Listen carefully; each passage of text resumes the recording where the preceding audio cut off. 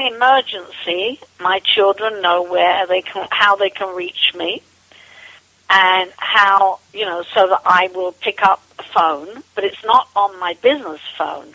I have 2 lines, and I keep my business line plugged in all day long. So if somebody calls me, and it's a personal call, it's going to go to my other line. Now, I'll check that from time to time, but I don't answer personal calls. Email. If you spend, 4 hours a day on email, you're not going to get anything else done. So email is first thing in the morning, middle of the day, and end of the day. Now, I had a client a number of years ago. She was checking email 36 times a day. Wow. I mean, we worked it out, 36 times a day, and I said to her, do you wonder why you're not where you want to go? Well, by the time she finished working with me a couple of years later, my clients tend to stay with me for a while, even though they don't have to, of course. Sorry.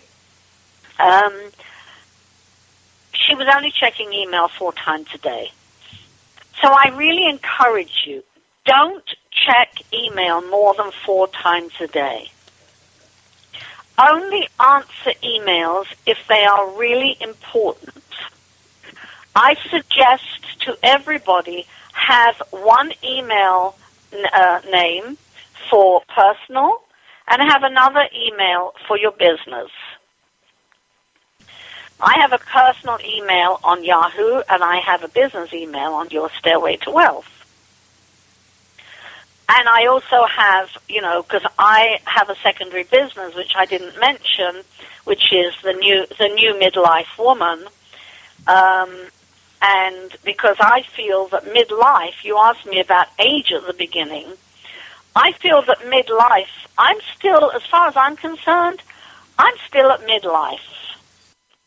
I'm going to live for many more years. So why would I want to say that because I'm not between 45 and 60, which is what they call midlife, that I'm done? No, we just get better with time as women.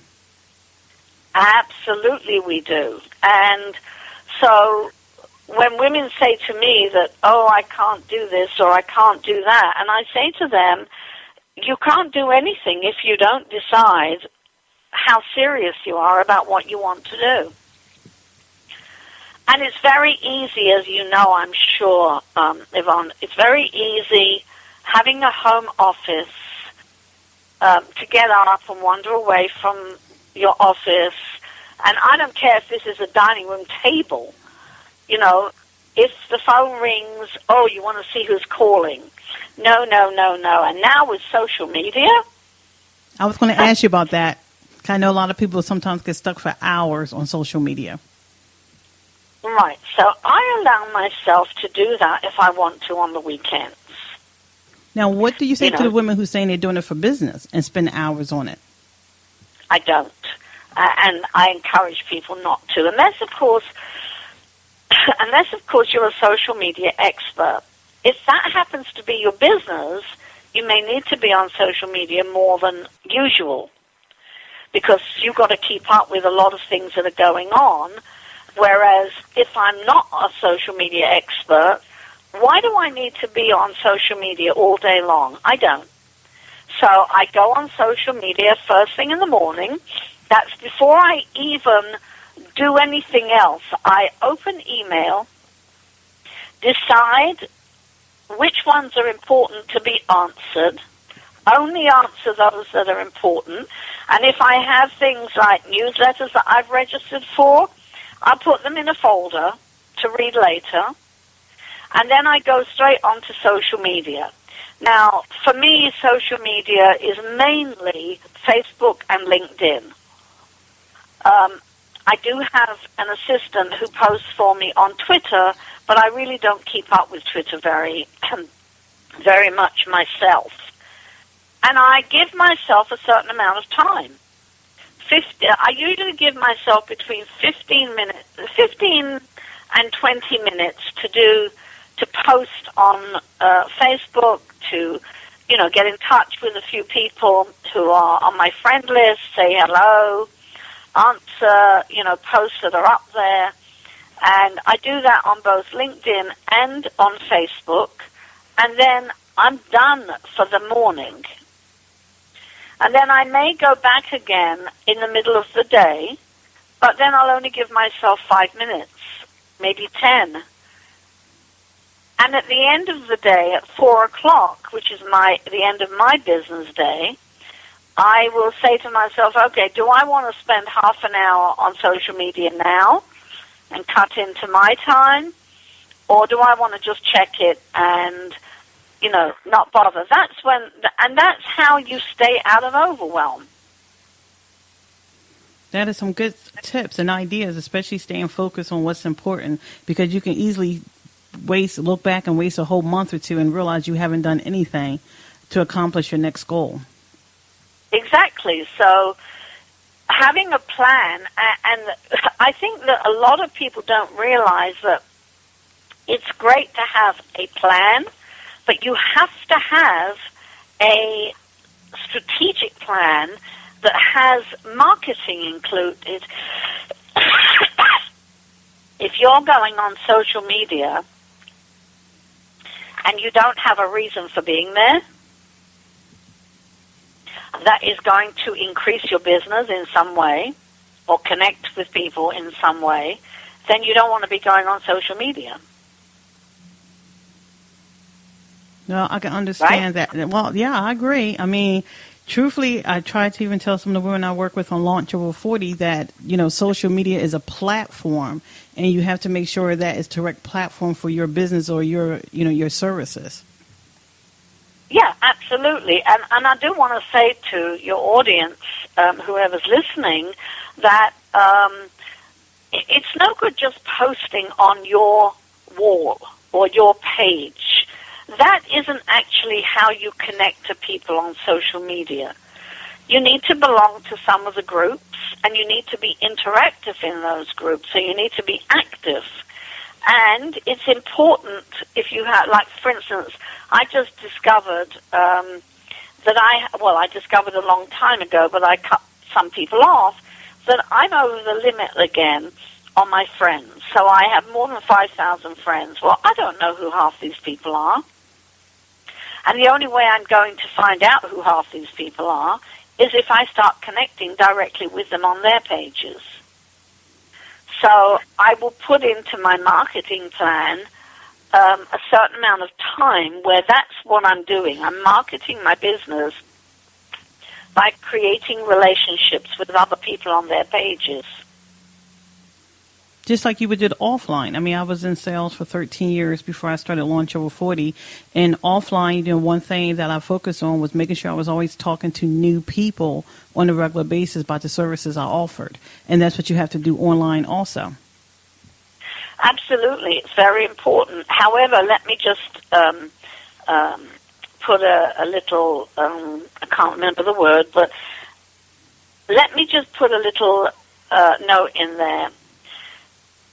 It's great to tell people about your business. Don't only do that, though, because if people only see you and your business, that to them is going to feel like selling. Well, you have to be social.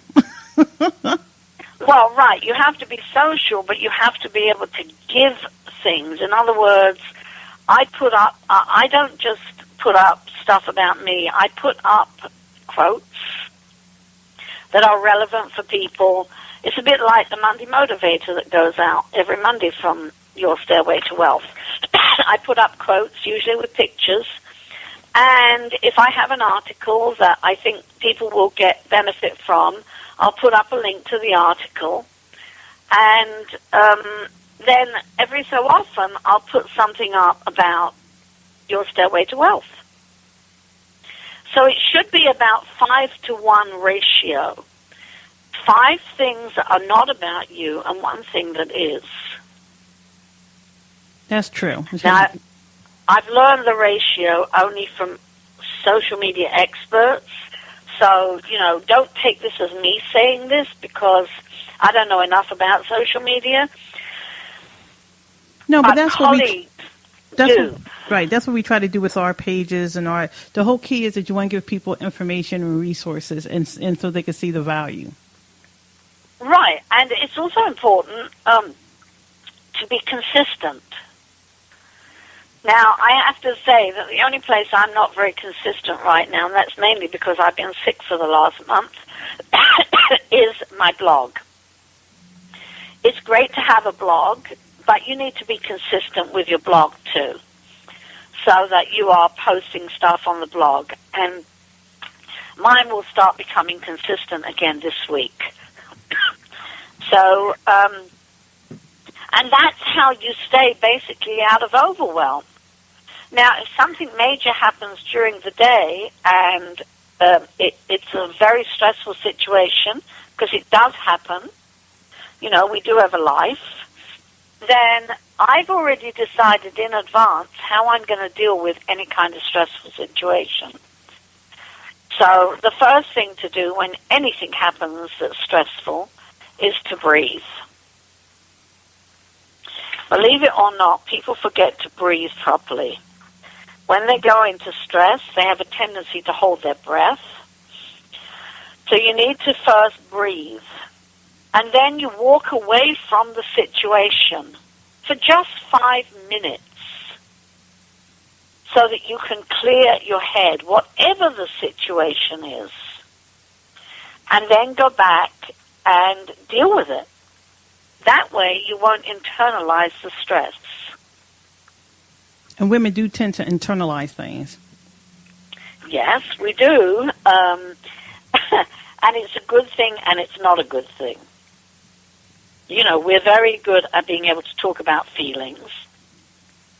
However, with stress, it's a very different animal, so to speak. It can create bad health. Yeah, that's true.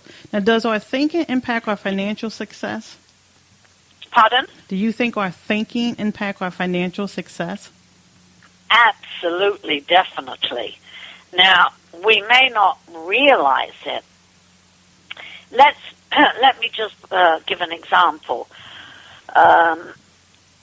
Supposing you are saying, I'm creating this and I'm creating this and I have money in the bank and blah, blah, blah, whatever you're saying.